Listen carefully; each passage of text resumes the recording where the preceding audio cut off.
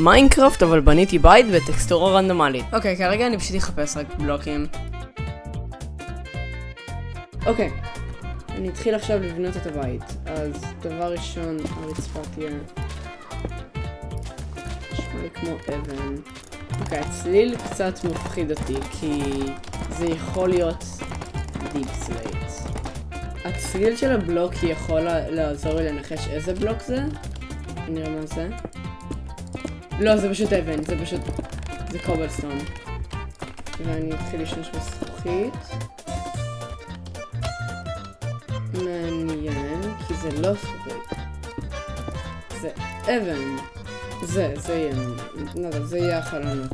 זה לא עושה אור, אבל סבבה שזה יהיה החלונות. עכשיו שסיימתי את כל הבית, אני יכול להוריד את הטקסטורה ונראה מה יוצא. אוקיי, בוא נראה את הבית. זה לא היה אבן. מעניין. מה זה? סנדסטון. אוקיי, אז זה לפחות יצא רצפה בסדר. אז מה עשיתי במיינקראפט?